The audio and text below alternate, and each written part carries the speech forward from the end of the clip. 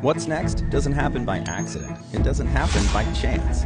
What's next happens when experience meets expertise, when data meets dollars, and when steel meets earth. What's next happens when the promising work of Pioneer state-of-the-art research centers meets the unsparing challenges of more than 17,000 on-farm trials. Our ultimate goal is to bring the next seed breakthrough to your fields, because Pioneer isn't just our name, it's our mission. Pioneer. What's next happens here. It's time for RealAg Radio on Rural Radio Channel 147 on Sirius XM.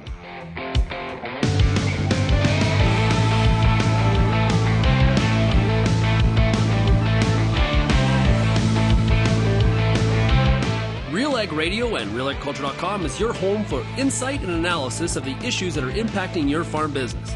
Let's get real and get connected with RealAg Radio.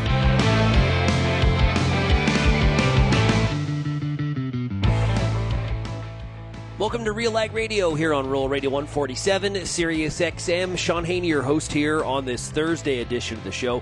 Hey, thanks so much for making RealAg Radio and Rural Radio 147 a big part of your workday. Also, a big shout out to everybody listening out there on the RealAg Radio podcast in Canada, in the U.S., or beyond. It is great to have you here. Today's show is brought to you by Pioneer Seeds Canada. They are the sponsor of the Farmer Rapid Fire here on RealAg Radio. And you know, for more than 90 years, Pioneer has developed and tested products to meet your local challenges. With new Z-Series soybeans to new Optimum Glide canola, top-performing corn products, and industry-leading traits and technologies to maximize your yield potential, Pioneer's on-the-ground teams can help you get the right products for your fields. Visit pioneer.com/Canada to learn more. Today, our roster of farmers, it's a great group. Yeah, everybody's been on here before. We are going to be talking to Chuck Amyot. He is from New Lieskard, Ontario. We've got Charlene Wattam from Renfrew, Ontario. Eric McLean is in Oak River, Manitoba. Jocelyn Wasko is in Eastend, Saskatchewan. And we'll finish up with Paul Hermans from Eastern Ontario. He is a Pioneer Seeds area agronomist. And we'll see. I know he's at the Ottawa Valley Farm Show. So we'll find out what Paul has seen there and what he's hearing from growers. If you have any feedback on today's show, send me an email, shaney@realagriculture.com, or you can, of course, find us across all the different social media platforms. Or why not call the RealAg feedback line, 855-776-6147. We're going to do things a little bit different here today. What we're going to do is we're actually going to get right into the Farmer Rapid Fire here in segment one. And we start off this week's Farmer Rapid Fire in New Lieskard, Ontario. We're talking to Chuck Amyot. Hey, Chuck, how's it going? Pretty good. Yourself? Hey, man, pretty good. Okay, what's happening on the farm this week? Actually, we've got some pretty good, pretty warm weather, so it's given us an opportunity to work on equipment and wrap up some things that we normally don't get to do until much later in the spring normally. So we're pretty busy and pretty excited about the opportunity we have this year. Do you think there's another round of winter coming yet? Is that what kind of you're anticipating, or is this just an early spring? I feel like the answer is yes to both. So I think we will be getting a bit more winter coming, but I don't think it'll be very strong. We didn't have much of a winter here. I guess we're still waiting on winter to come. But the biggest thing now is to motivate ourselves to be patient and wait and not go too early and do like we normally do and go too early, and then we have to deal with frost and such. Yeah, sometimes you can be really punished for being that early bird. There is no doubt about that at all. So how's the planning coming for 24 as it fast approaches? It's a little somber with the markets, but it's working out pretty good. We're not having any supply issues like we've had over the last few years. So they're all positive things. It's just we'd like if markets were a little more positive, but that's just part of farming, I guess. Yeah. Have you been selling any 24 crop, or are you just kind of sitting on the sidelines hoping for maybe some sort of a relief rally? We did market some, for sure. But kind of sitting on the sidelines a little bit to see what markets will do. I feel like they could go a little lower, but they're definitely not at their peak in height. So we're kind of hoping that we'll get a bit more of a rally. But most of the marketing decisions have been made already. For you, what's in your rotation for the coming year? So we're not growing as much canola as what normal year would look like. So soybeans, wheat, oats are the predominant crops this year for sure. Yeah.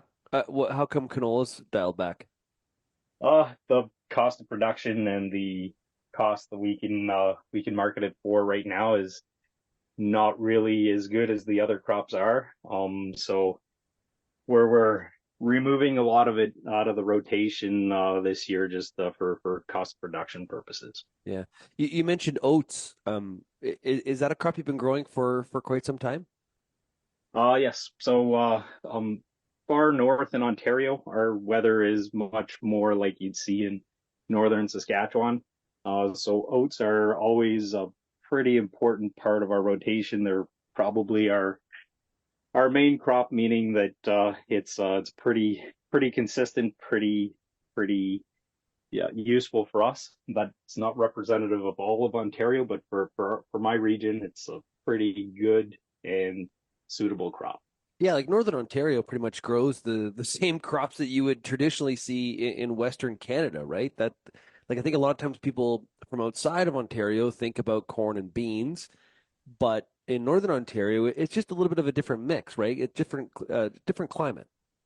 That's right. So our weather would be much more like you would see around Saskatoon, but with more moisture and more timely rains. So we're really lucky as far as our weather goes. But early frosts and late frosts are always challenges that again Western Canada has to deal with. But Southern Ontario probably doesn't encounter as many times as we have to deal with.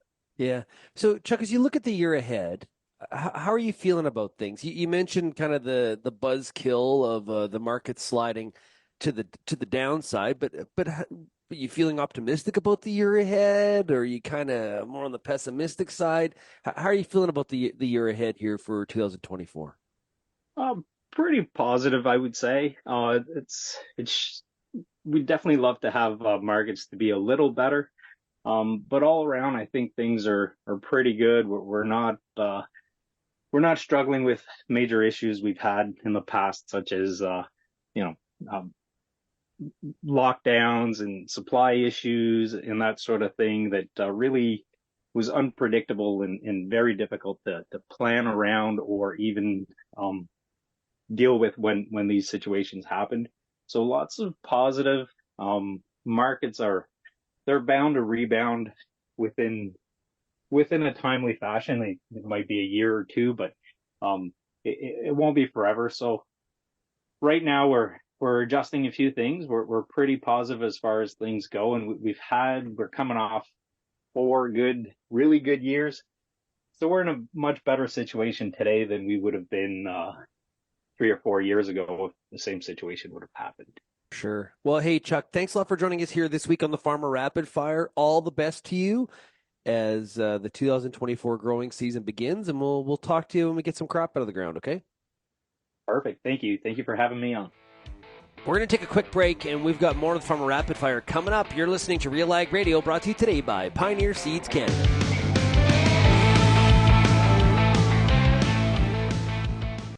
FP Genetics relentlessly brings innovative new seed genetics to Canadian farms, ensuring growers, breeders, and farmers are supported and viable. Being a valued partner on your farm for decades, you can expect the continuous pursuit of the best genetics. Visit fpgenetics.ca to discover FP's strong portfolio of wheat, durum, barley, oats, peas, and rye, or contact your local FP seed dealer or territory manager to discuss your certified seed strategy specific to your region. The Canola School on RealAgriculture.com is your one-stop shop for everything a canola grower needs. Check out our free video series on YouTube for all the latest in canola agronomy, research, marketing, and more. Don't have time to watch? Download the podcast version of the Canola School on RealAgriculture.com or anywhere you download your podcasts. Stay on top of all things canola with the Canola School on RealAgriculture.com, brought to you by BASF and Invigor Hybrid Canola. Co-op Ag Zone Field is a digital agronomy tool designed to help optimize your operation. Through integrated layers of satellite imagery, soil maps, yield data, and more, Co-op Grow Team members use Ag Zone Field to provide organized, timely, in-season data, allowing you to make informed management decisions quickly and effectively. Trust your Co-op Grow Team to support your operation with Ag Zone Field. Contact your local co-op today.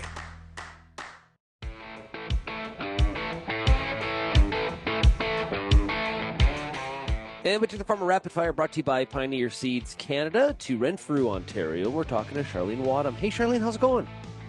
Awesome. How about you? Hey, pretty good. Okay, so what's happening on the farm this week? Well, this week is the Ottawa Valley Farm Show, so I'm actually in Ottawa today attending that. And how is that going? Because I know our own Lindsay Smith was on location there yesterday. I don't know if you ran into her, but her and Chris and some of the kids were walking around the show. So it's been pretty busy there this week? Yes, yesterday, Wednesday, is traditionally the busiest day at the farm show, but there's getting to be a decent crowd here today as well. So usually get a good crowd of families, lots of kids coming out because we have March break this week here. So yeah, it's really, really good, really positive, nice, sunny, warm day here. So that normally attracts a lot of people too. Yeah, well, it's well timed. March break, farm show. That's what else would one do on March break besides go to the Ottawa Valley Farm Show? Mexico, Dominican, you're out. No, we're going to the farm show. Yeah, gotta have priorities. Yeah. How's planning coming here for the 2024 growing season? So I think so far things are looking like they're moving ahead very early and quickly. So I think lots of people are really going to start some conversations at the farm show this week. And I think that theme's going to keep rolling. Everybody's going to start getting some stuff in place and going ahead with things. People talking about getting some fertilizer out on some fall wheat when they can. And yeah, things are fairly dry here. The snow is 95% gone across most of the area. So I think they were figuring most of the maple syrup production is going to be pretty well finished off after this week. Yeah. Do we get another blast of winter? If I knew that, I would probably be living somewhere much more tropical and have a much larger bank account if I knew those kinds of things. There's been years where we have gotten another nasty bout of winter at the end of March. Okay, what are you hoping for? Because that's a different question. You're in control of that. Could you stand a little bit more moisture and things slow down? Because sometimes when we do have an early spring, we have to be disciplined, right? We have to, because we want to get out there, we want to get started, but sometimes it's like, I know I should not be planting corn on this calendar date. Why am I out here? But I think I should be because the weather is nice. Like, and sometimes we hope for that kind of that late or early spring snowfall so that we can hey, okay, I don't need to panic anymore. The decision's made for me. Thank you, Mother Nature. So what are you hoping for?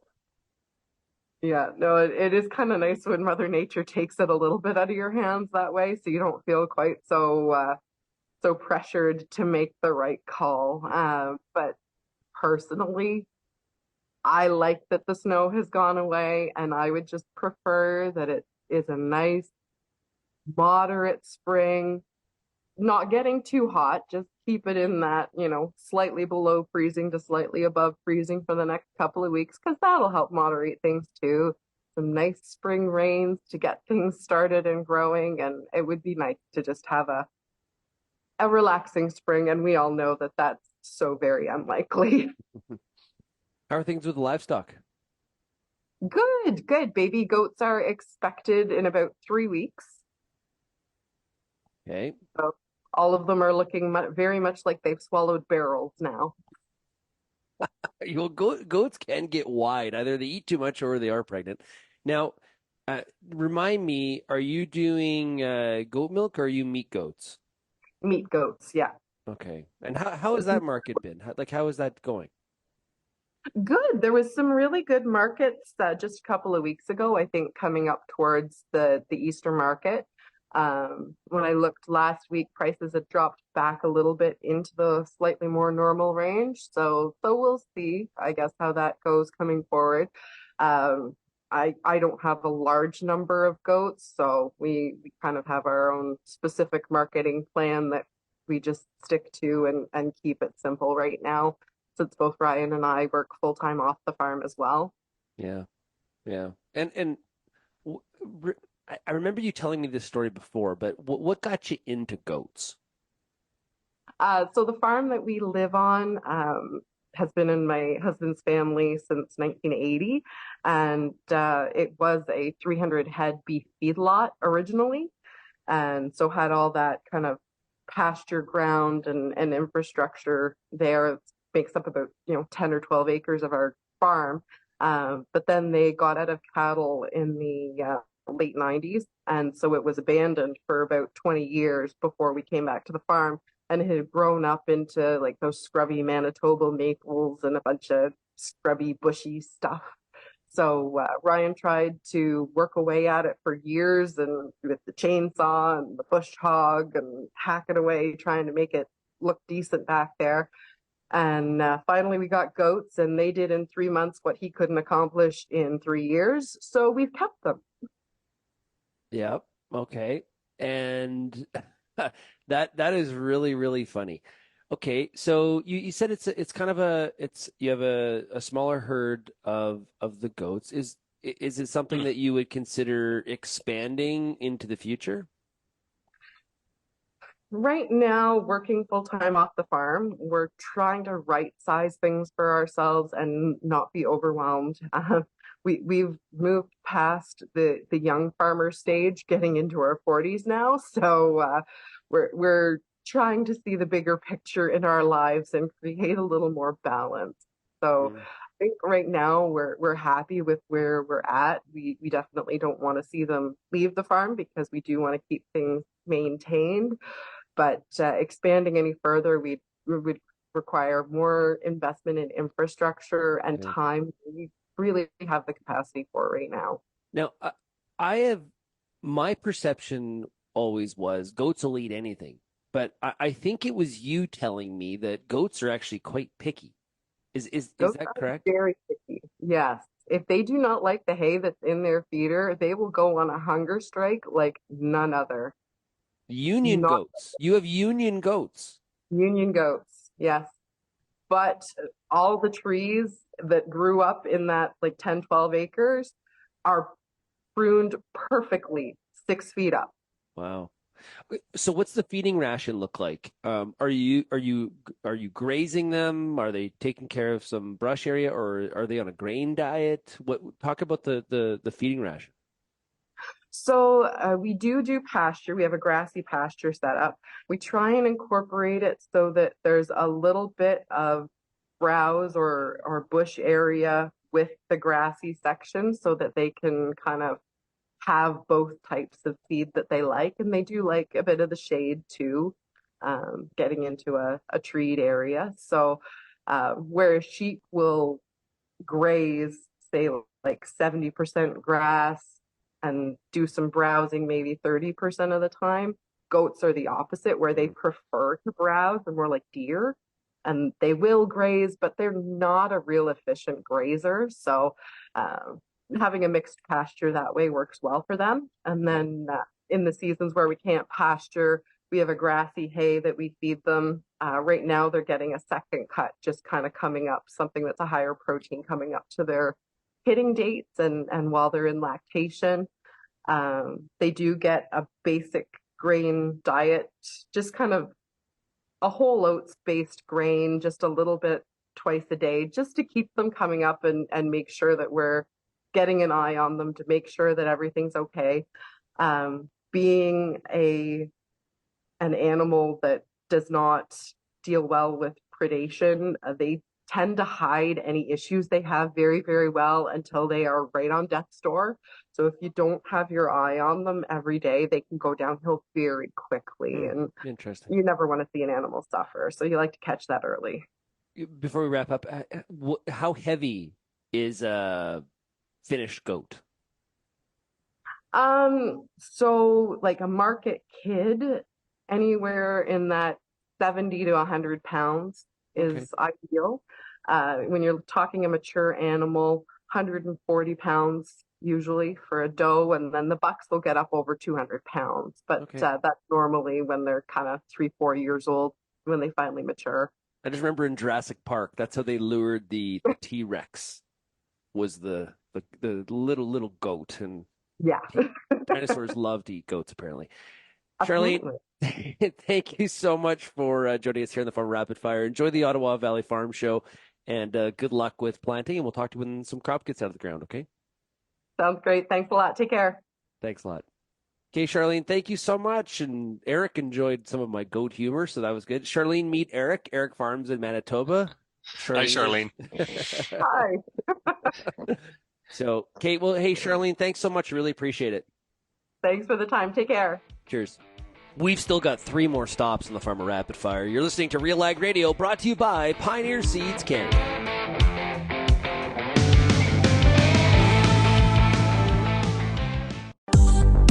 I'm Lindsay Smith from RealAgriculture.com. Join me Monday nights for The Agronomist, a 1-hour live and interactive show broadcast across YouTube, Facebook, and X. Monday nights at 8 p.m. Eastern, I host expert agronomists from all over the country to give you answers to some of the toughest agronomic questions. Join us live or catch the replay Tuesday morning. That's The Agronomist with me, Lindsay Smith, Monday nights live at 8 p.m. Eastern.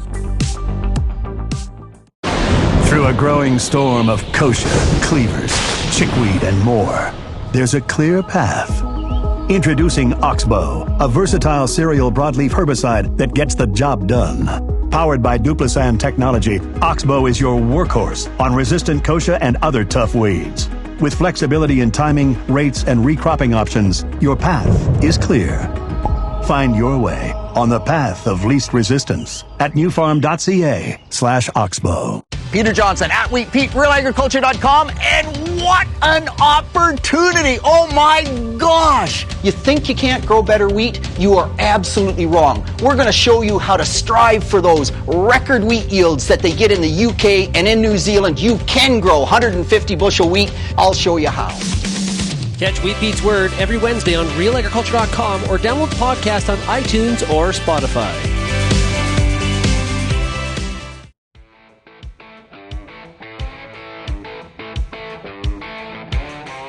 Next to the Farmer Rapid Fire, brought to you by Pioneer Seeds Canada, we go to Oak River, Manitoba. We're talking to Eric McLean. Hey, Eric, how are you doing? Very good, Shaun. How are you doing? Pretty good. Hey, what's happening on the farm this week? Well, we're digging out from spring snowfall weather, trying to clean up some seed for some farmers and trying to ship.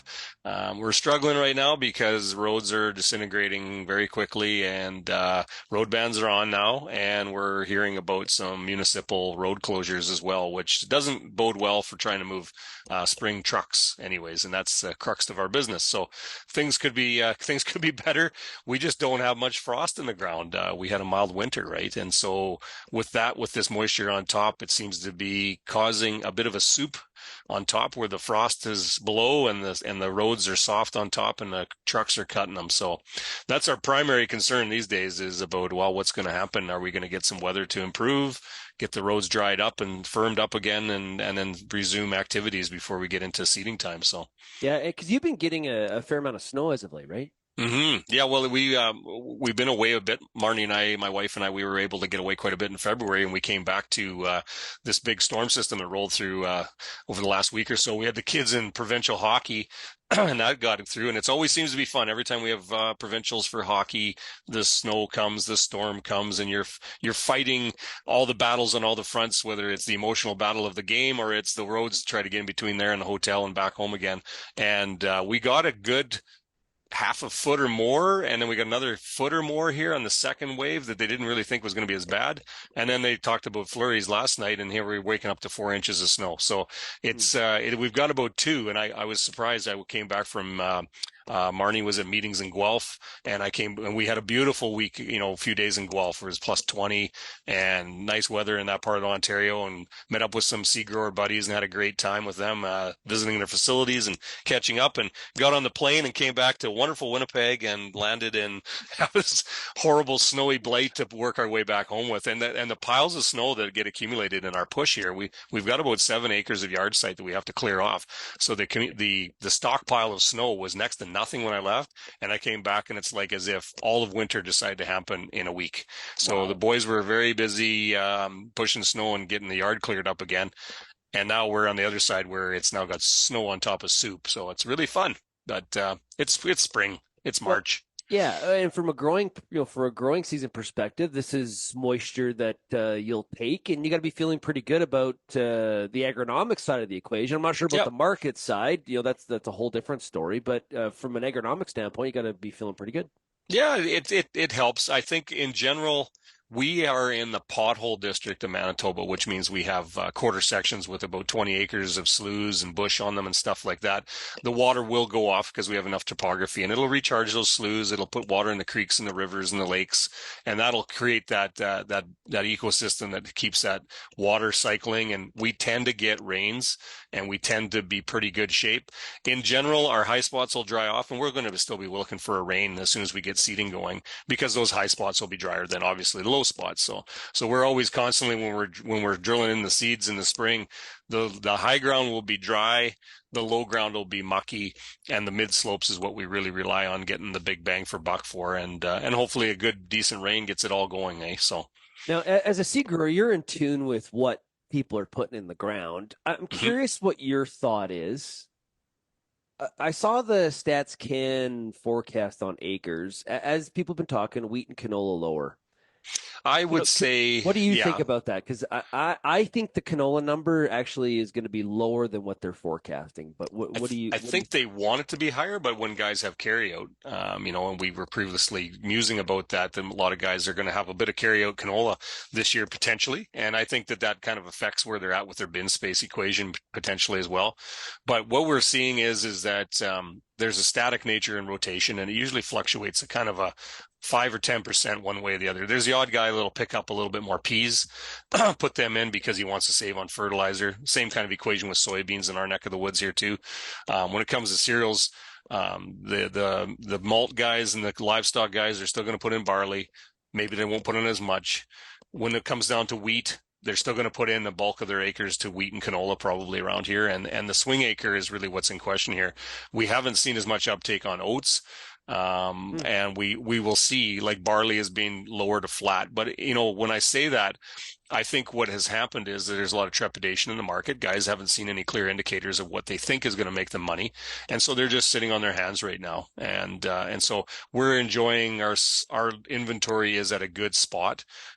We have a lot of great repeat business, and I appreciate my customers for being able to have the foresight to book ahead. And we've got ourselves in a position where we can handle some of that walk-up business, but we still got the most of it is booked up. And lots of those guys just around here, they just tend to do that. They tend to book what they're going to have. And if they decide that something's going to happen in the end that they have to change their mind for, like, i.e., we get a late season, right?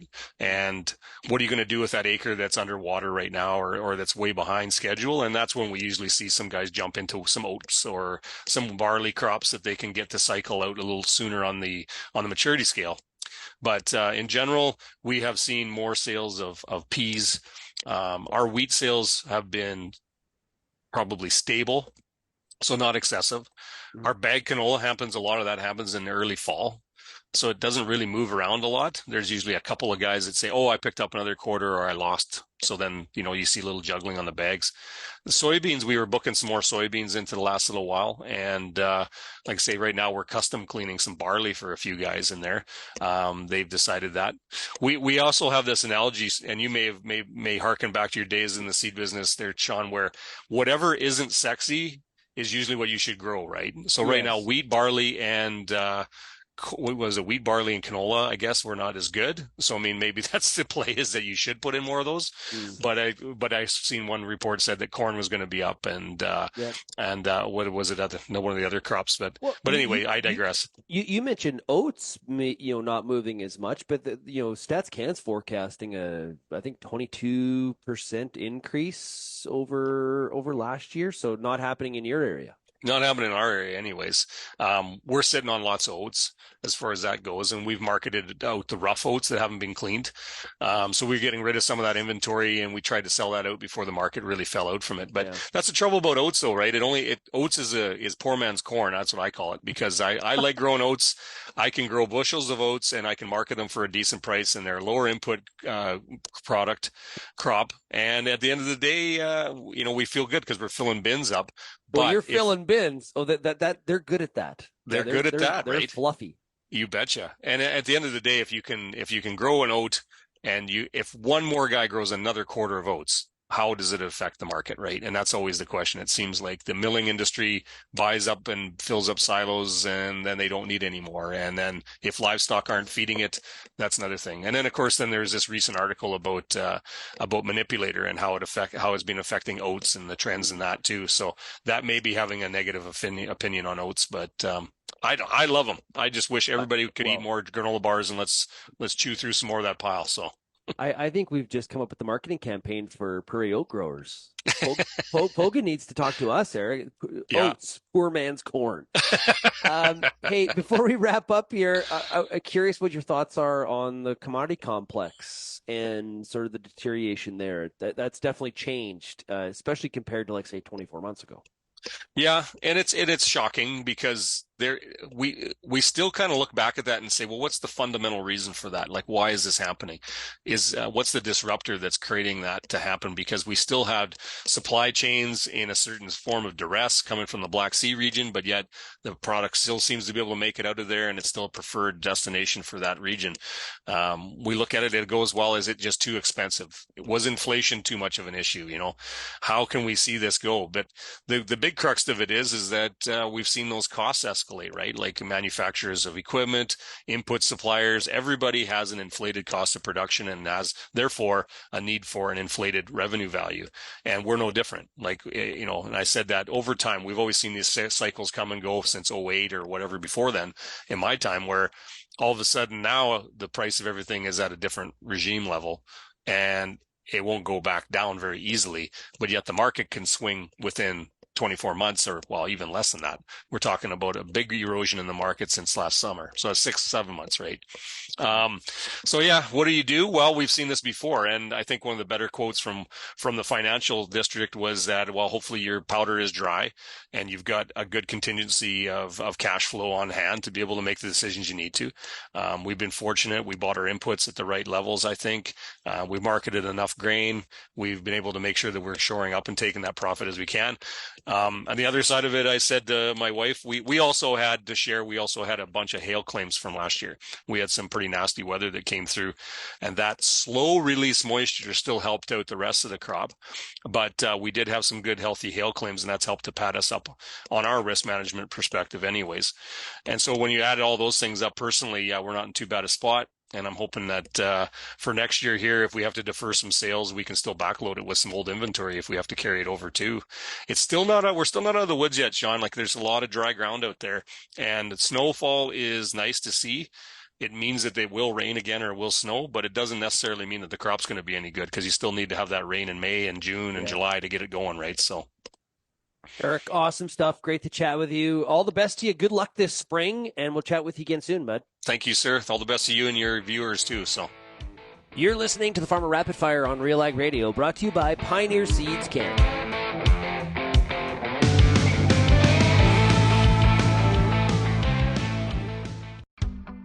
Does your N stabilizer contain an active ingredient load high enough to be agronomically effective? If not, it could be costing you time and money. If you're putting down a nitrogen stabilizer, put your trust in Koch Agronomic Services. Solutions like Super U, Tribune, and Anvil. Each delivers high active ingredient concentrations that low-rate products just can't match. Compare how imitator products stack up to agronomically effective solutions at defendyourn.ca. Hi, I'm Bernard Tobin, host of the Soybean School on RealAgriculture.com. Throughout the year, on the Soybean School, we'll bring you timely agronomic video content from planting to harvest, from the latest agronomic research to the latest in production technology. Check out our massive video library on YouTube, RealAgriculture.com, or download the audio podcast versions wherever you get your podcasts.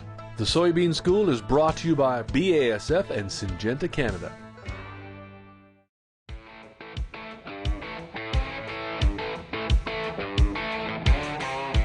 And we take the Farmer Rapid Fire, brought to you by Pioneer Seeds Canada, to Eastend, Saskatchewan. We're talking to Jocelyn Wasko. Jocelyn, how's it going? Oh, it's going pretty good. How are you, Shaun? Good. You got some snow on the ground there? We actually did get a substantial amount of snow a little bit ago, but it seems to all be melting now. It's like very springy outside. It's awesome. That snow, because a little bit at this time of the year when it snows, it's a little bit wetter. Like, I'm in Saskatoon today, and there's like quite a bit of snow, way more than we have back in Lethbridge, and it's wet. And so if this melts slowly, this will be great for that pasture. It is. I mean, everyone kind of worries, we talk to people all winter and it's like, oh, not a lot of snow cover.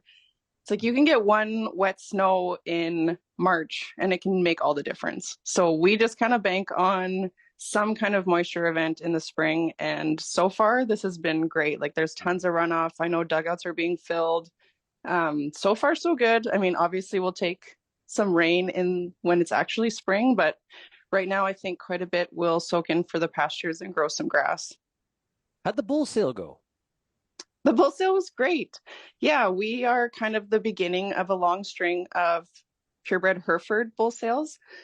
So I think it went really well. We had a steady sale, averaged quite well. Lots of new buyers, which was exciting. And obviously, like, tons of old ones that we've had forever.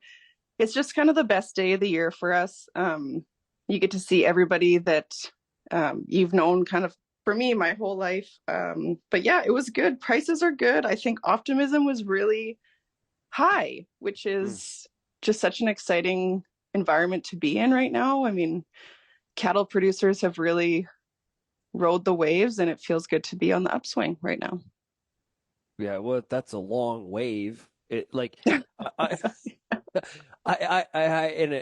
not to be at the top of the wave long time. Like, it feels like we've been in the bottom of that, whatever that's called, for a while. And I had somebody describe it to me a couple weeks ago, who was a crop farmer actually, and we were talking about this, how there's sort of a flip right now in terms of the level of optimism between being in livestock versus being in broadacre farming, and the person made the comment, it's about time. It's their turn. And I thought that was kind of a good way to put it. Honestly, I think we have been feeling the effects of BSE up until now. Like, it's kind of always just been that. And I mean, I was very young when BSE hit, so it's not like I had a ton of experience leading up to that point. But I've kind of watched the market since then, and you just kind of always feel that little bit of effect since that horrific time in our history. And now it feels really good. It feels really positive. And I think it's going to last for a long time, which is also kind of unheard of for us. Yeah. So yeah, it is about time. Like, you don't want to be the martyr or anything, but it's our turn. Big time. We will take it. Okay. Exactly. So the bull sale, how far away do buyers come from that are purchasing bulls, if you don't mind? Yeah, so we'll be delivering out into Manitoba. We had some new guys come from out there. A lot of people tune in online, like, if they can't physically be there. We have a lot of people come ahead of time and look at the bulls. That's why we do the videos of each individual bull, so people can kind of evaluate them online. But yeah, we deliver a far ways. Like, we're far up into northern Alberta. We're out as far east as Manitoba. And then kind of all over southern Alberta, Saskatchewan. Yeah, it's a haul. It's Travis did all the delivering this year, and yeah, he's ready to be done. He put a lot of miles on. Yeah, road warrior. Yeah, big time. Yeah, he puts on just huge trips. We got a big 30-foot trailer, and he loads it up and just hits the road, and yeah, he gets it done. But yeah, I'm happy he does that because it's not my thing. Okay, and on the commercial herd, calving well underway? Commercials are not calving yet, and actually the purebreds aren't even calving yet, except for the fact that we bought some purebred cows that are all calving right now. So our typical easy March to kind of give us a break leading in after the bull sale and leading into all the spring craziness has been filled with calving, which the beginning of calving season is always very exciting and lovely, and it's like the start of a new season and it's the best time of year. But we'll be calving for a long time. We'll be March, April, May, and into June. So it's going to be a very long calving season. But the weather's good. All the calves are alive. It's great. So no complaints. It's not 40 below. It is not. No. And it's like compared to last year, how we said we would never calve in that kind of weather again. And then we bought cows to calve in earlier. So, shoot yourself in the foot. But so far we've gotten away with it. Yeah, it's like those situations where it's like, this is great. I'm so glad that calving season is back. This is awesome. Last year, how I thought about things, I don't know what I was thinking. This is the best. And then you get about halfway through it and you're like, when is this over? Yeah, I know. You take a picture of yourself at the beginning of calving season and then at the end of calving season. And then you throw seeding in the middle of that. And then that is it's a whole thing. This is, that is then, this is now. And you can see how it's like they do with presidents, like how they've aged and stuff like that during their term. Yeah. That's how people feel with calving. Exactly. Yeah. Well, it's interesting. In our Canadian Farmer Sentiment Index, we have seen a real flip when it comes to how beef producers feel. And one of the biggest pieces of optimism they have is the outlook on the markets. And I think we've just heard so much about lack of supply and cow herd concerns and things like that. We just need the consumer to keep on eating beef in great quantities and for a pretty healthy price, I think is also fair to say. Yeah, and they are, and they continue to eat beef. And it's always that fine line that we worry about. We obviously butcher our own beef, and we have access to it that way, but I'm always checking in the grocery store. I'm just very curious about, what a roast is worth, what steaks are worth, even a pound of hamburger. And it's like, okay, so how far can we actually push this until the producer turns to a different form of protein? So it's a fine line. So far, we haven't found it. People are still very much beef consumers. So hopefully we can continue to ride this. Yeah. Any big changes or things happening on the ranch and the farm for the year ahead, or steady as she goes? We've loaded up on grassers for this year, just really trying to take advantage of this upswing in the market. So our feedlot's really full right now, which is exciting. It kind of pencils out to a profit, which is good. Yeah, so good. Yeah. So feeling very optimistic that way. Everything else is kind of the same. We're seeding about the same acres. We are got about the same amount of cows. We're going to retain a few more. We are actually trying to build our herd back up. It's all going to depend on the weather this year. We're really banking on it raining and the drought actually properly ending so we can continue to build. But yeah, so pretty well the same old, but hopefully trending in a growth way. And with the ranch, Mother Nature, like the weather, like you can have the best of intentions and you've thought through the strategy and like you've got all of that stuff taken care of. But you really do need Mother Nature to cooperate, or else you have to shift into kind of plan B or that alternative path and maybe put it off for a year or, those kinds of things. Mother Nature plays a big role here. Oh, yeah. She wins every year. She's the one. We plan and then she dictates our plan all the time. So, yeah, we have the best of intentions and we set ourselves up for as much success as possible. But at the end of the day, if it doesn't rain, we have to plan B all the way. So, well, yeah. Here's what I like, though. You and I have been chatting. You've been a guest in the Farm Rapid Fire for, a while. Mm-hmm. And I can remember not too long ago where it was like, okay, like we can't just talk about drought and can't like right. So I think it's really kind of nice, and I can hear the lift in your voice in terms of okay, I got some optimism about this year, which is a nice change, I'm sure for you and Trav and probably a lot of your neighbors too. Oh, absolutely. Like we're kind of done with all the negative talk. No one really mentions the drought around here anymore because if we all just wanted to be miserable, we wouldn't be in this industry. So the whole point of being in agriculture is having a short memory and planning for the future and hoping for the best. So that is what we continue to do. Share some of that moisture with Southern Alberta because I know. still... I'm from there originally, right? Like I grew up in Coaldale. Yeah. When I still drive home, like driving through Medicine Hat and even up like towards Calgary, it's a huge area, and we have a ton of customers in that like Suffield, Brooks, Patricia area, and I know that they're hurting. So we're definitely just hoping for lots of moisture to head there because it's bad. It's catastrophic for sure. Yeah. Well, Jocelyn, all the best to you during calving season here, and also to Trav, stay safe on the road as he finishes off the delivery for all the bulls, and we'll chat with you again soon. All right. Thanks a lot, Shaun. Talk to you soon. Okay, cool. Well, hey, Jocelyn, thanks so much. I really appreciate it. Yeah, you betcha. One more stop on the Farmer Rapid Fire. We got Paul Hermans. He's area agronomist with Pioneer, and he'll be with us right after this.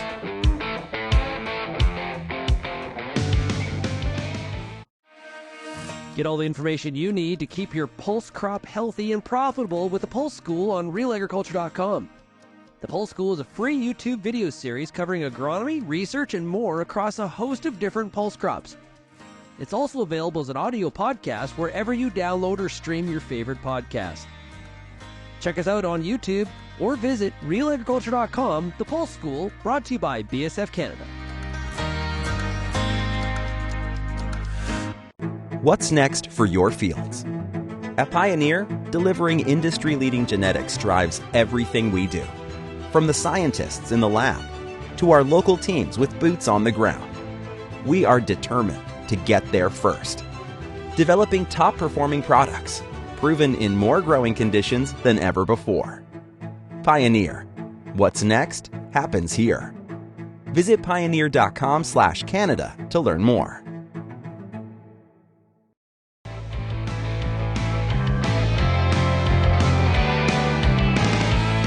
And we finish off the Farmer Rapid Fire, of course, with a Pioneer area agronomist. And today we're talking to Paul Hermans. Hey, Paul, how's it going? Great, Shaun. It's a beautiful day out in the Ottawa Valley here today. Absolutely. And your area is Eastern Ontario? Yes, Eastern Ontario. So I cover from the Quebec border, basically to Kingston, and kind of just live south of Ottawa. Yep. And you're at the Ottawa Valley Farm Show here this week? Yeah, Ottawa Valley Farm Show, great show. It ran Tuesday to Thursday, and it's been record attendance and a lot of excitement because, I mean, the weather's amazing. There's no snow. We seem to be 2-3 weeks earlier than normal, and folks are getting anxious to think about getting the crops in this year. So you're sensing some optimism out there then. Is that what you're telling me? Overall, Shaun, I guess with the ag community and farming, we're always optimistic about what the year, is going to bring and hoping we're going to get the best yields, but a little bit of caution. I mean, just at the show here and hearing people, first of all, worried about it's dry out here right now.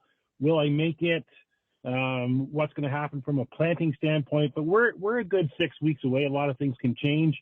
There's that, and then obviously the commodity prices. People are, hearing a bit of rumbling. Some people might change corn and corn acres back to beans, that kind of stuff, and how can I make the most out of it? And I'm telling them at the end of the day, yield pays. We got to get as much yield as we can to pay the bills, but look at your inputs, fungicides, different things. Look at research trials. Does it work on your farm? And then make that decision in season if we need to do, different management techniques going forward. Yeah. We were talking earlier here on the show, I believe it was with Charlene Wattam that her and I were talking about this is, it's kind of spring-like, maybe a little bit ahead of traditionally when we would see this kind of weather. You do need some discipline because just because you can go out to the field to put some seed in the ground as shortly, it doesn't mean you should. You got to be careful and disciplined. No, for sure. And, if you look at like spring grains, that's a totally different story. But when we start getting into the corn crop, I mean, corn's a princess crop. But I'd rather delay a bit, have the right ideal soil conditions, soil temperatures, get that corn out of the ground, even emergence. If I'm going a little bit earlier, if I lose 10% of my population off 34,000 as an example, that can be, 20, 30, 40 bushels. And we cannot afford to lose that yield this year when commodity prices are down, or at any time, quite frankly. Paul, you just reminded me of a conversation that Wheat Pete and I had on Monday's show based on a Twitter discussion from last weekend about corn plant populations. And there was a couple growers talking about how they are going to drop their corn planting populations to closer to that. I think it was like closer to 30,000 plants instead of maybe that 36, I believe they were using. I think I got that straight. What are your thoughts on the good ground that you have plant population targets? So, yeah, Shaun, a big thing I think is what's the yield level within that field or zone? What's the hybrid? I look at what the commodity price is and then what you're paying for seed. So we can come up with a recommendation. So if I'm in a 220, 230 bushel environment in my area, we're still recommending in that 35,000 seeds per acre. But if I drop back to, let's say, 160 or 170 bushel environment, then I'm going to drop back into that 31,000 population range. And it's interesting too, Shaun. It's, I talked about commodity price. If I look at, as an example, of $5 per bushel for corn versus $6, big difference in what we're seeing as I go from 6 to 5. In general, probably backing their populations by 500 to 800 seeds per acre from an economic standpoint to get the most economic yield at the end of the day. Yeah, that's interesting how you factor all that in. When we have a drop in the commodity markets, we have a tendency sometimes, without doing the math, to sort of overreact, and we do it on the other side too. Like it's kind of human nature, but we don't want to make a decision that cuts off our nose despite our face, I think is the saying as it goes, right? Where we make a decision before we even put a plant or a seed in the ground that creates negative impacts for us down the line that we can't recover from. I think that's really important this year. No, for sure. And we don't know what Mother Nature is going to throw at us. So if we have a great year and everything else, I got to make sure I have that population out there, in corn. And again, for every 1,000 years, that could be, 7 to 10 bushels, right? So it depends on the situation, what the yield level is, the fields you're going into. But in general, yield. We need more yield to pay the bills. Yeah, great stuff. What else you got going on in these next few weeks? You got the Ottawa Valley Farm Show here this week, and you're going to be spending a lot of time outdoors here very, very shortly. Well, for sure. Next week, we got what we call our crop shops. We're doing some agronomy updates. We kind of go through some of the research trials that we did here locally in Eastern Ontario with customers, talk a bit about the markets. We set plans. I'm doing a lot of planning for not only product comparisons, but again, doing agronomy trials. We're going to do some work on corn populations, soybean populations, biologicals. We're taking a look at that this year. So lots of them going, just getting those plans in place, just like customers do from the seed standpoint. Lots going on. I want to make sure the plans are right, because once we go, 5-7 days, a lot of things can happen, and we have to make sure we have those plans set, and it just makes life a lot easier.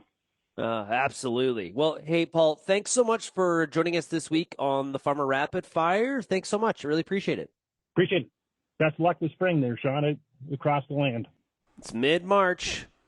We are just inching closer to putting seed in the ground. We got calving underway, as we heard from Jocelyn, so lots of fun stuff happening on the farm. Very, very busy time in agriculture. If you have any feedback, we'd love to hear from you. Send me an email, shaney@realagriculture.com. Thanks to Pioneer Seeds Canada for being the sponsor of the Farmer Rapid Fire. Thank you for getting real and getting connected with Real Ag Radio. Chat again tomorrow. Cheers, everybody.